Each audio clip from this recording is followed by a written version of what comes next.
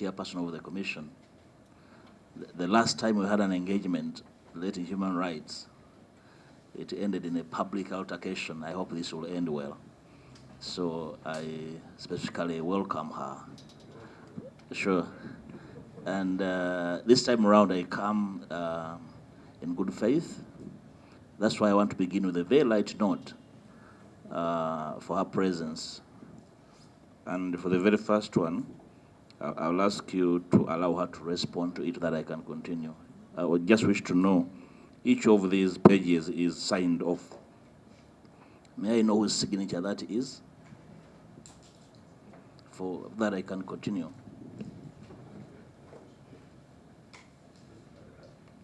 It's my signature. It's your signature. Chairperson of the commission. Oh, okay. I'll pick it up later, Honour Chair. I just wanted to. Mr. Chairman, that's my middle name. No, it's very okay. As the Honorable Abdul Karim, who was with me at university. I'm not doubting, I just wanted to know. I began on a light one so that she can feel, warmed up. Chair, I am happy. Part of what I want to raise, I've been able to present it, so I'll be brief. I want to refer the chairperson and the team to page 10.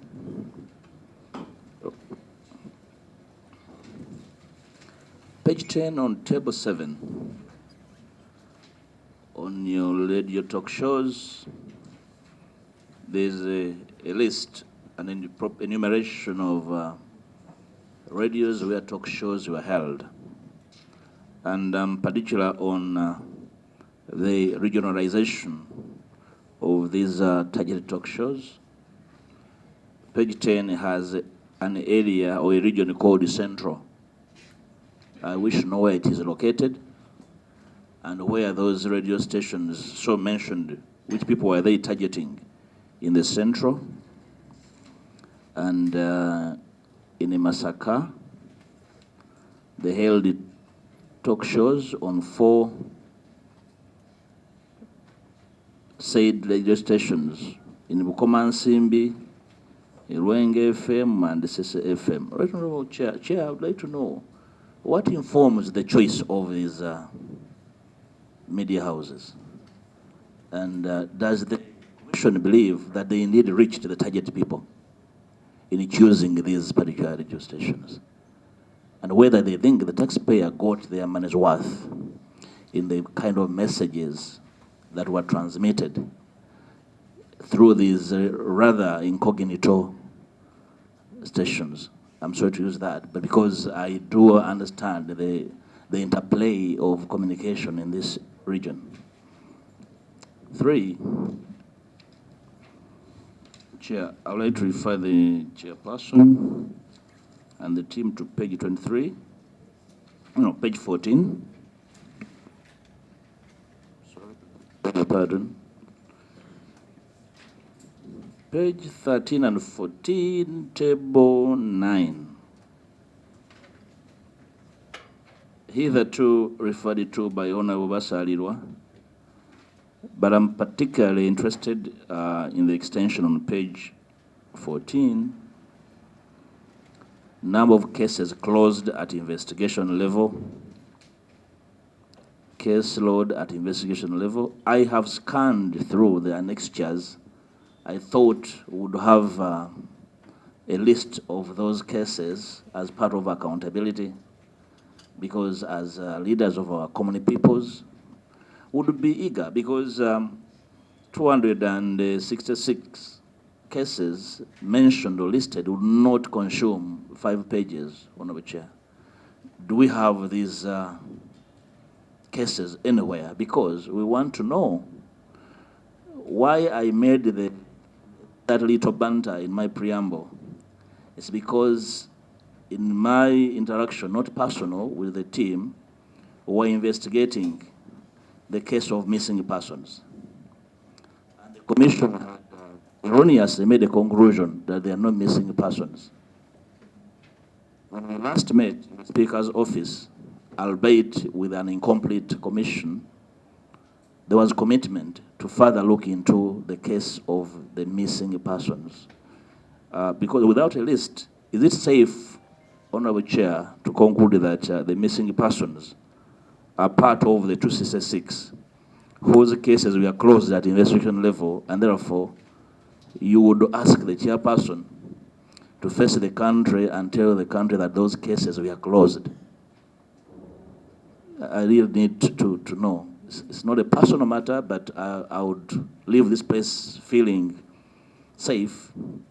The chairperson and her team would tell the country that indeed those were closed, and therefore there's no further that they can do to bring justice to the families. Second last, page 23.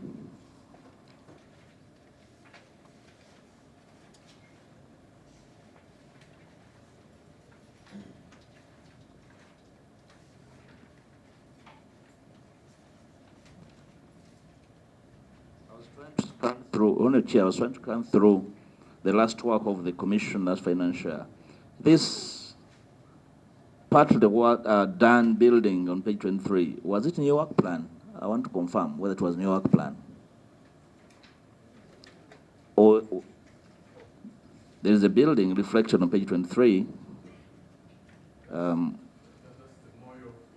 Yes, was that in the work plan of the Commission?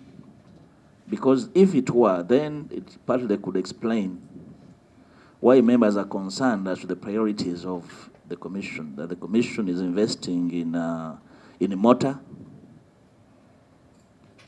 which is not a core mandate, and therefore would have a report on how much has been spent on motor, and not really a lot done on their core mandate in Article 15. Lastly, Honourable Chair, on page 25,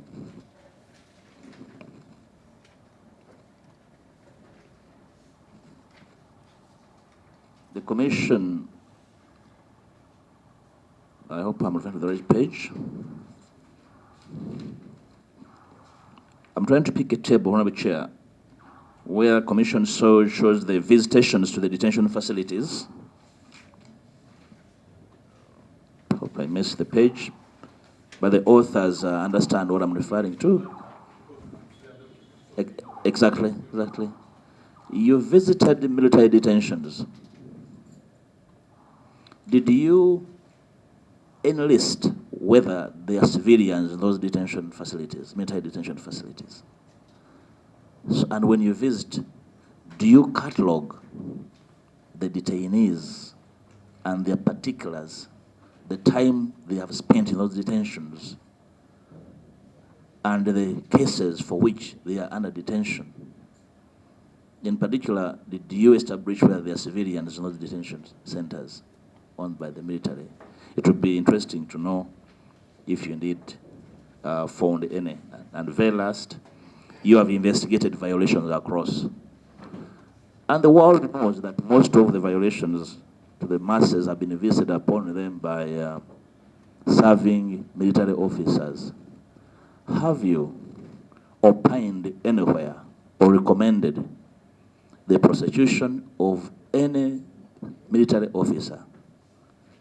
Have you followed up any of these officers that have been at the helm of gross human rights violations? Or you just investigate generally and you think these are random violations? Thank you, Honourable Chair. Thank you, Right Honourable Mpuuga.